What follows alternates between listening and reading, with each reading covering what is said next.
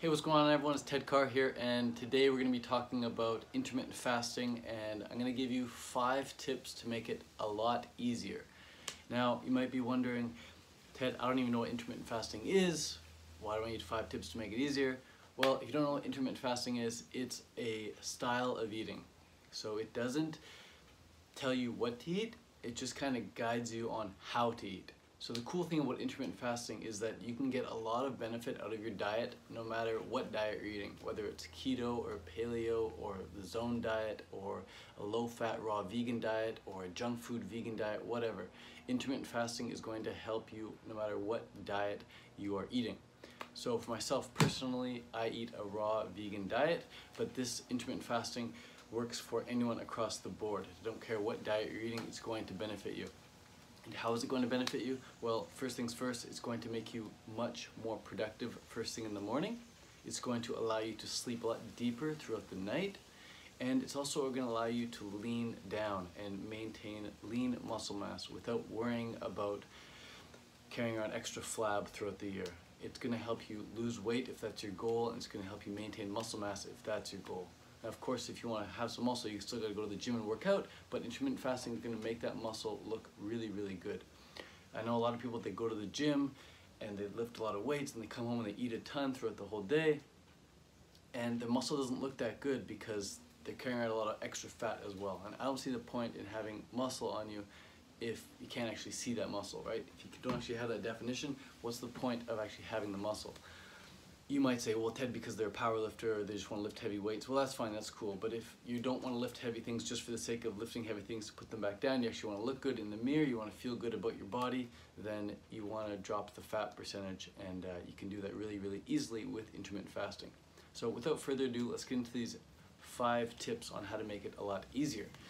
Because I know a lot of people out there struggle, and these tips can make it a lot easier for you. So the first things first is you want to ease into intermittent fasting. Now, you're probably used to eating within a 14 to 15 hour eating window, meaning you're probably used to eating like 7 a.m. and you stop eating around 9 or 10 p.m. But with intermittent fasting, what you want to do is you want to at least be hitting a 12-hour eating window. Now, some of you who are already doing intermittent fasting, that might sound massive, but there are countless studies, countless reports from people getting drastic benefits from eating in a 12-hour eating window, meaning they wake up and they eat their first meal at 9 a.m. and they stop their last meal at 9 p.m. If that is where you're starting, awesome. If you want to get down to a smaller window, like myself, I do a 4-hour eating window. I got friends who do a 1 or 2-hour eating window. You want to give yourself a few months, maybe even a few years to get down to that short of a window. There's no sense in rushing into it. Intermittent fasting is a long-term thing. You're going to get benefits with your whole life with it. There's no sense in jumping into it right away like that with a really short window. But you could start by easing into it, by starting with a 12-hour eating window, and then gradually, month by month, you can push your start time later into the day, and you can pull your ending time earlier into the day. So I like to stop at 4 p.m. No food after 4 p.m. And I like to start at 12 noon. So that's how I do it, but I would recommend easing into it. That's the best tip right there. For me, when I first got into intermittent fasting, I started eating at 10 a.m. That was my initiation time, 10 a.m. And I ate until whenever I wanted into the evening because I didn't really understand the idea of a stop time. I just knew that if I started at 10 a.m., I was doing intermittent fasting. So that's how I got into it. However you want to get into it, get into it. But I personally love starting at 12 noon and ending at 4 p.m. So when I started at 12 noon, I got my whole morning. Let's say I wake up at 6 a.m., I've got 6 hours until I need to eat. And within that 6-hour period, I can be very productive with writing or making videos like this, or going for walks, listening to audiobooks, getting some good fitness and things like that. And after 4 p.m., I'm really full at 4 p.m. I don't need to eat for the rest of the day. By the time I go to bed at let's say 9 o'clock, I don't feel like I need to get up and pee throughout the middle of the night ever. I can sleep solidly throughout the whole night. So that's why I like to do 12 to 4. Now, my second tip to make intermittent fasting a lot easier for you would be to, once you have your time set, let's say you want to eat at 12 noon, I'd highly recommend at 10 or 11 a.m., so the hour or two before you eat, go and work out. Go do some fitness. Doesn't need to be a big workout at the gym, doesn't need to be a spin class or anything, but just do some fitness, do some yoga, do some activity, maybe you can go for a walk. Do something physically active between the hour or 2 hours before you're about to eat. This is going to help you in two ways. First way is going to help you by distracting yourself and not letting you really eat before that initiation time, because you're going to be out doing stuff, you're going to be busy, you're going to be focused elsewhere, not on food, not standing around the kitchen. And the second thing it's going to allow you to do is going to allow you to take advantage of that maximal human growth hormone release. Because most of your human growth hormone is going to get released right before you finally eat if you're doing a, 18 to 16 to 20 hour fast, whatever. Most of your human growth hormone is going to get released around that 18-hour period. So if you can go do some physical activity during that time, you're going to be getting the most benefit out of it. So that's a tip right there. And the other tip that's within this same tip here, the second one, is right before you eat, again, between that hour or a couple hours before you eat, drink a lot of water. Drink a lot of sparkling water if you like sparkling water, carbonated water, your regular, even just filtered water, whatever. Just drink a lot of water. I find that fills me up, and it fills up other people as well, and it prevents them from feeling like, oh, I'm empty right now, I need to eat something. So just drink a ton of water. That helps a lot right before you eat as well. Now, the third tip is once it's time to eat, let's say again it's 12 o'clock noon, you've got to eat. You've got to make it your job to eat, even if you don't feel like it. It's really easy, I know, to say, oh, it's 12 noon, I still don't feel like eating, I'll wait. Then 1 o'clock comes and you say, oh, I still don't feel like eating, I'll just keep going. And then 2 o'clock comes, and 3 o'clock comes, and finally 4 o'clock comes, you're like, all right, I guess I'll eat. Well, congratulations, pat yourself on the back, you made it to 4. But is that really your goal? Is your goal to fast as long as possible?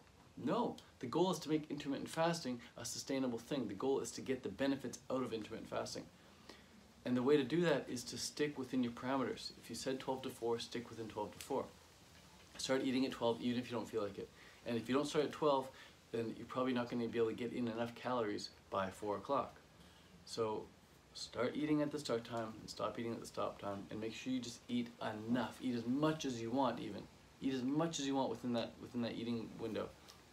You're going to find that even if you allow yourself to eat as much as you want, you're not going to really overeat, because you've given yourself this short window. So the window is like, the window in intermittent fasting is like the bumpers in a bowling lane. You just can't really screw up. You give yourself this window, you eat as much as you want of whatever you want, and you're not going to be able to screw up. You're going to still get amazing benefits out of it. So don't feel like you should wait an extra half hour or so just to get even more benefit, whatever. Just whatever window you set for yourself, eat as much as you want within that window. Again, this goes hand in hand with easing into things. If you want to shorten your window later, do it again next week. Shorten your window next week, or shorten your window the following day. But today, whatever you set for yourself, 12 to 4, eat within that window. Start eating at 12, stop eating at 4, eat as much as you want, whatever you want. Don't feel guilty about it. You're going to get some benefits out of that for sure. Now, you might find even more benefits from cutting out certain foods like dairy or certain foods like gluten or whatever, but that's another video. But eat whatever you want for the most part, as long as you know it makes you feel good. And don't worry about overeating, because you've given yourself that window. The big reason people screw up with intermittent fasting is they get hungry. And you're not going to get hungry if you just eat enough within that window. It's like really, really common sense if you think about it. Why do people screw up with intermittent fasting? They get hungry. They go outside of their window. They keep eating throughout the day. The reason they're eating throughout the day is because they didn't eat enough within that window. So it all comes down to eating enough within that window, and everything else will take care of itself. Now, the fourth tip I gotta say is, at the time cutoff, let's say it's 4 p.m., once you have that last meal, or once you have the meal that you want to be the last meal, if you find that you want to stop at 4 p.m. but you know that around 8 p.m. or 9 p.m. you might get tempted to eat some more food before you go to bed, because that's a bad habit of yours. Well, at 4 p.m., spend a good 5 minutes flossing your teeth, rinsing your mouth out with mouthwash, and brushing your teeth. Do a really thorough job, really great job of doing some good dental oral hygiene.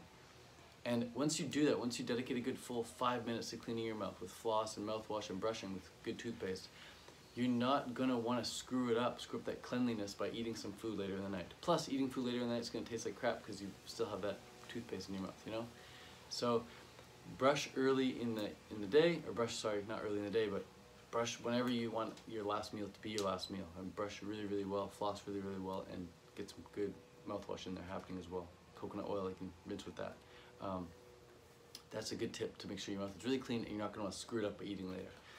Now, the fifth tip here is, I think a lot of people need to hear this one.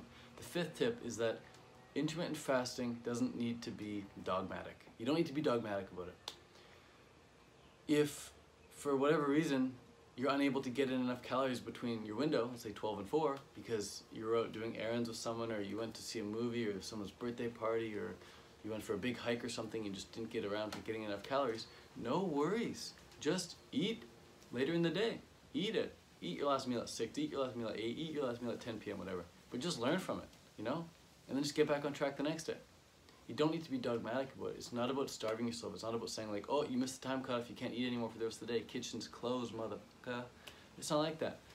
It's like setting an ideal for yourself, an ideal window, and sticking within that. And if for whatever reason you have to eat a bit earlier, you have to eat a bit later, then do it. No worries, mate. It's all good. You're gonna get back on track the next day. You're gonna learn from that. Like the other day, I was flying at the airport. I had a flight, and the flight was at like 4 p.m. or whatever, and I didn't want to eat my last meal at 4 p.m. I was about to get on a flight. So what did I do? I ate a lot earlier. I did something totally out of character for myself. I ate at 9 a.m. and I stopped eating at 1 or 2 p.m. I forget what it was. I think it was 1 or 2 p.m. So from 9 a.m. to 1 or 2 p.m., it's about the same as doing 12 to 4 or whatever, but it's just a different window. And then the other day, it was my friend's birthday party, and it was an all-day birthday party. It's called Sunday Fun Day. And what did we do for that? Well, I still did my regular start time. I still started at noon, but then because we were so active through the day doing all these different things, I didn't have time to really sit down and get in enough calories. So I ended up eating my last meal like quite late, like 9, 10 p.m., which is totally out of character for me. And what did I do the next day? I just get right back on track. Next day, it's like, okay, I'm really full from last night's late night dinner. I can easily start at 12 noon, and I can easily end at 4 p.m. again, no problem. So these are just some things to keep in mind. I hope you got something from this video. If you did, give it a thumbs up. I really appreciate that. Like, seriously, click the thumbs up, make it go ding. That'd be great. And then also subscribe. Subscribe to these videos, and I will send you more cool content throughout 2019 and beyond. That's where we're headed, baby. All right, peace out, much love. Thanks for watching. Adios. Ever been to a fruit festival before? Because now's your chance to make it happen. Now is your chance to have an experience of a lifetime. Prepare yourself for 4 jam-packed days filled with education, motivation, inspiration, new friends, live music, high-quality fresh foods, hands-on workshops, and so much more. Want to come to a fruit festival? The 2019 Canada Fruit Fest could be the ideal experience you've been dreaming of. The magic unfolds August 9th through the 12th in the beautiful Okanagan Valley of Kelowna, BC.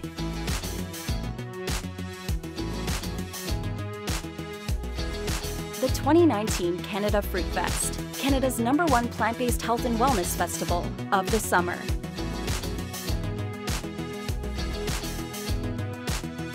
Visit www.canadafruitfest.ca to learn more.